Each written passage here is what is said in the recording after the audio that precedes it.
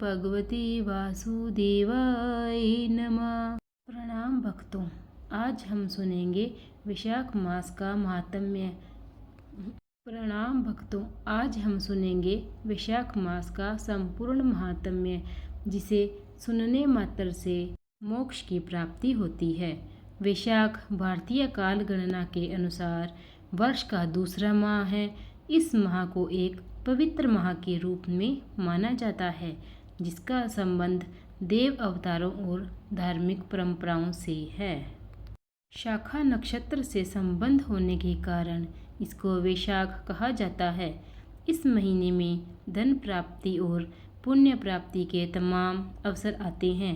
मुख्य रूप से इस महीने में भगवान विष्णु, परशुराम और देवी की उपासना की जाती है। आइए हम शुरू करते हैं वैशाख मास का संपूर्ण महात्म्य।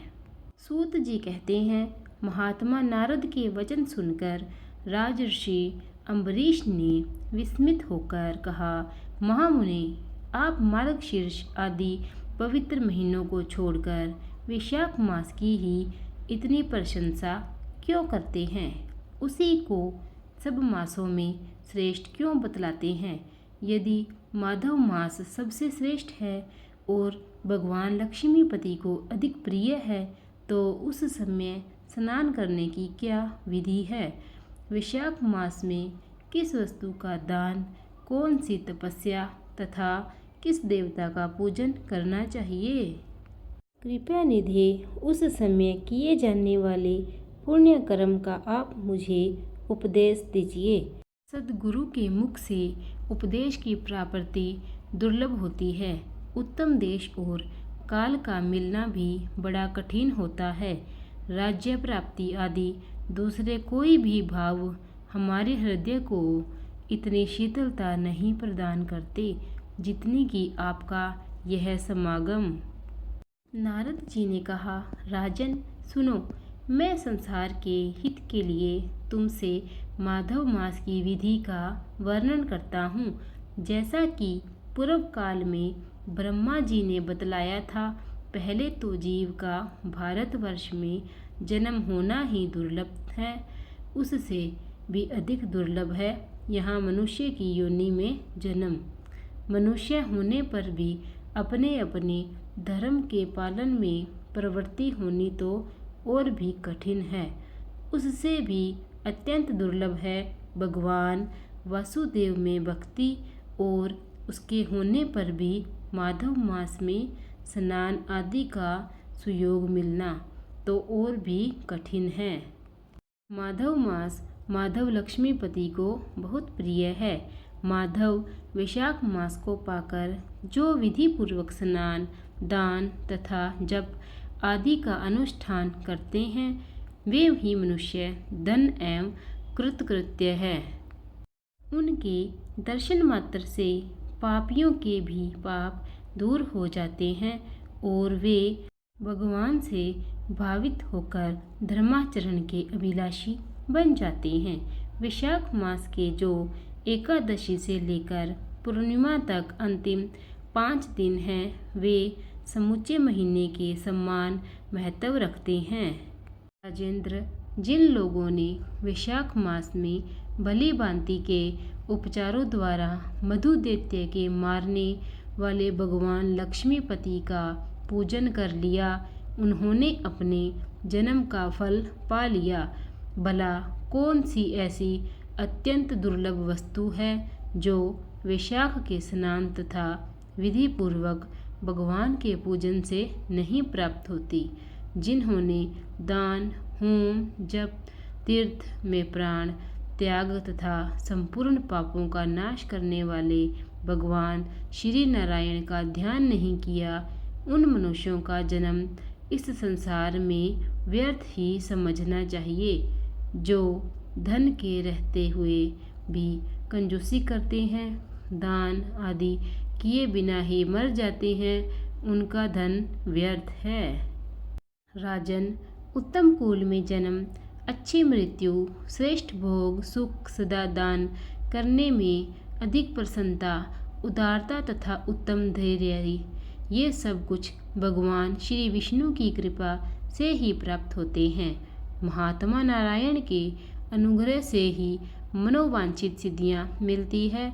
जो कार्तिक में, माघ में तथा माधव को प्रिय लगने वाले वैशाख मास में स्नान करके मधुहंता लक्ष्मीपति दामोदर की विशेष विधि के साथ भक्तिपूर्वक पूजा करते हैं और अपनी शक्ति के अनुसार दान देते हैं, वह मनुष्य इस लोक का सुख भोग कर अंत में श्री हरि के पद को प्राप्त होते हैं। भूप जैसे सूर्योदय होने पर अंधकार नष्ट हो जाता है, उसी प्रकार वैशाख मास में प्रातः स्नान करने से अनेक जन्मों की उपार्जित पाप राशि नष्ट हो जाती है। यह बात ब्रह्मा जी ने मुझे बताई थी। भगवान श्री विष्णु ने वैशाख मास की महिमा का विशेष प्रचार किया है। अतः इस महीने के आने पर मनुष्यों को पवित्र करने वाले पुण्य जल से परिपूर्ण गंगा तीर्थ, नर्मदा तीर्थ, यमुना तीर्थ अथवा सरस्वती तीर्थ में सूर्योदय से पहले स्नान करके भगवान मुकुंद की पूजा करनी चाहिए। इससे तपस्या का फल भोगने के पश्चात अक्षय स्वर्ग की प्राप्ति होती है। भगवान श्री नारायण अनामय रोग व्याधि से रहित हैं। उन गोविंद देव की आराधना करके तुम भगवान का पद प्राप्त कर लोगे। राजन, देवादिदेव लक्ष्मीपति पापों का नाश करने वाले हैं। उन्हें नमस्कार करके चैत्र की पूर्णिमा को इस व्रत का आरंभ करना चाहिए।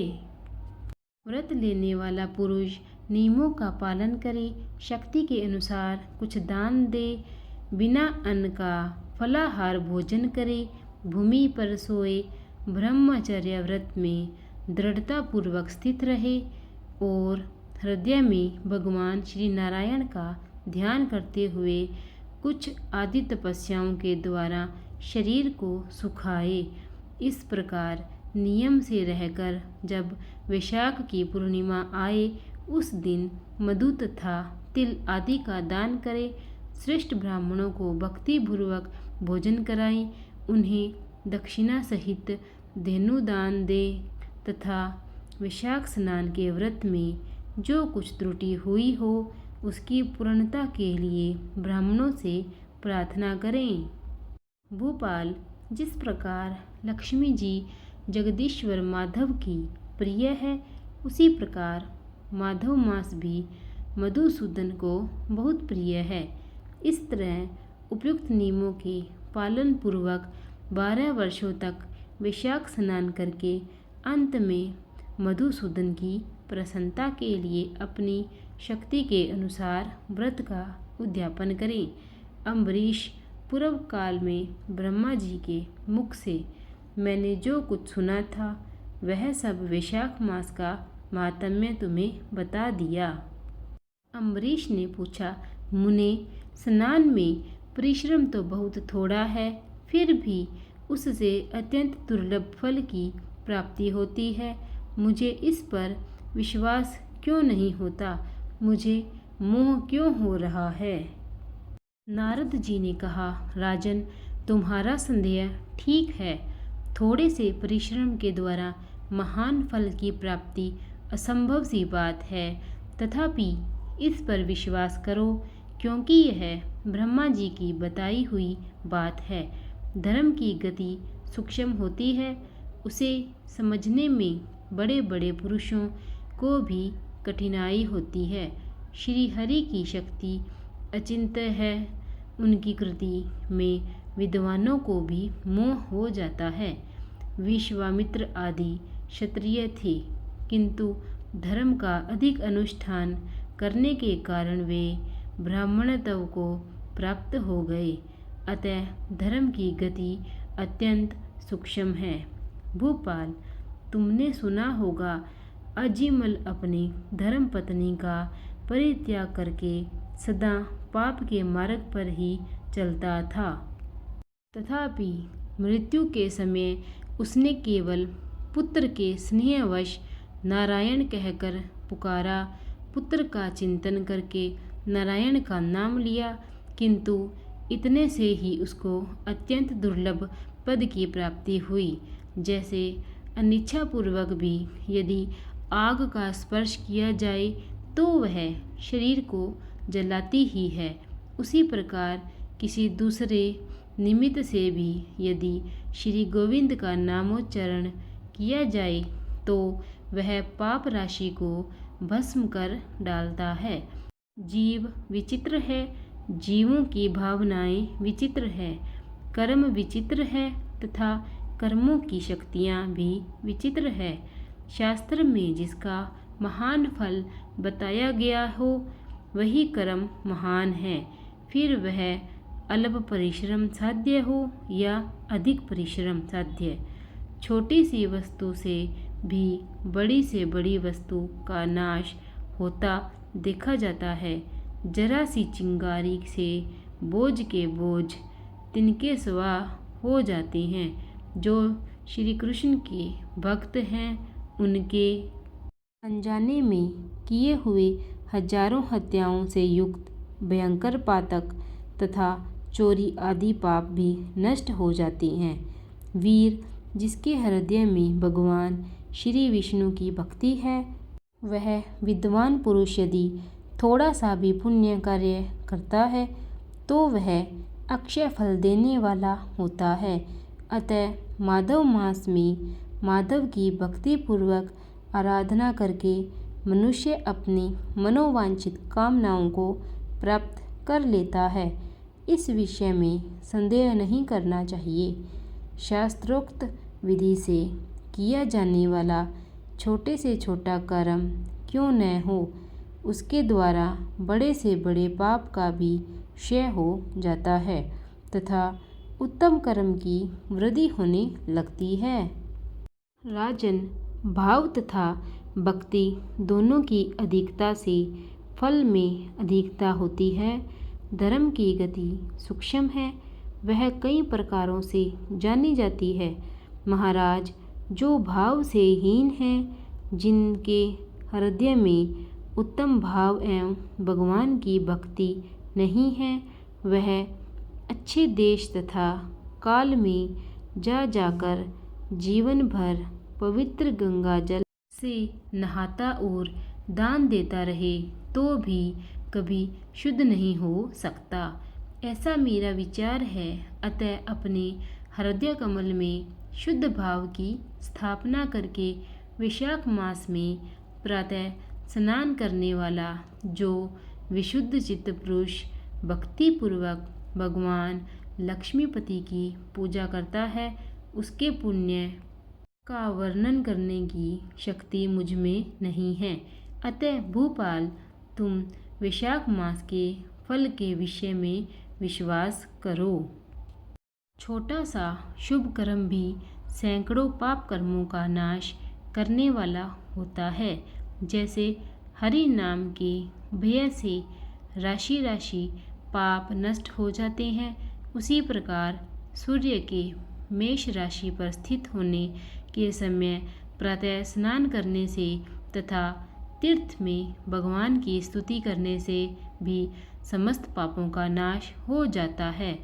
जिस प्रकार गरुड़ के तेज से सांप भाग जाते हैं, उसी प्रकार प्रातःकाल वैशाख स्नान करने से पाप पलायन कर जाते हैं। यह निश्चित बात है। जो मनुष्य मेष राशि के सूर्य में गंगा या नर्मदा के जल में नहाकर 1, 2 या 3 समय भक्ति भाव के साथ पाप प्रशमन नामक स्तोत्र का पाठ करता है, वह सब पापों से मुक्त होकर परम पद को प्राप्त होता है। अम्बरीश, इस प्रकार मैंने थोड़े में ही यह वैशाख स्नान का सारा माहात्म्य आपको सुना दिया। इसे सुनने मात्र से संपूर्ण वैशाख स्नान के संपूर्ण महात्म्यों का फल प्राप्त होता है। हमें संपूर्ण वैशाख मास में इस महात्म्य का पाठ जरूर करना चाहिए। आइए अब हम विष्णु भगवान की आरती करते हैं। जय लक्ष्मी रमणा स्वामी, जय लक्ष्मी रमणा। सत्यनारायण स्वामी जन पालक हरणा। जय लक्ष्मी रमणा। रतन जड़ित सिंहासन अद्भुत छवि राजे। नारद करत निरंजन घंटा ध्वनि बाजी। जय लक्ष्मी रमणा। परगट भय कली कारण द्विज को दरस दियो। बूढ़ो ब्राह्मण बन कर कंचन महल कियो। जय लक्ष्मी रमणा। दुर्बल भील कठियारो जिन पर कृपा करी। चंद्रचूड़ एक राजा जिनकी विपत हरी। जय लक्ष्मी रमणा। वेश मनोरथ पायो श्रद्धा तज दीनी। तो फल भोग्यो पर भुजि फिर स्तुति कीनी। जय लक्ष्मी रमणा। भाव भक्ति के कारण छिन्न छिन्न रूप धर्यो। श्रद्धा धारण कीनी तिनके काज सरयो। जय लक्ष्मी रमणा। बाल बाल संग राजा वन में भक्ति करी। मन वांछित फल दीनो दीन दयाल हरि। जय लक्ष्मी रमणा। चढ़त प्रसाद सवायो कदली फल मेवा।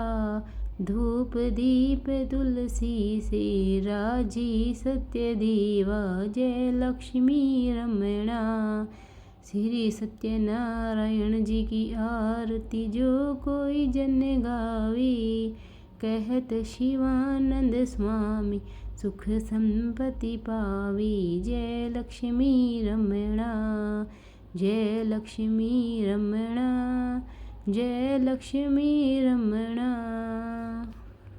यहीं पर वैशाख माह का महात्म्य और आरती समाप्त होती है। अगर आपको मेरी वीडियो पसंद आई हो तो प्लीज़ लाइक एंड सब्सक्राइब कीजिए और बेल आइकन दबाइए ताकि मैं नित्य आप तक नई वीडियो पहुंचा सकूं। प्रणाम। बोलिए सत्यनारायण भगवान की जय। विष्णु भगवान की जय। ओम नमो भगवते वासुदेवाय।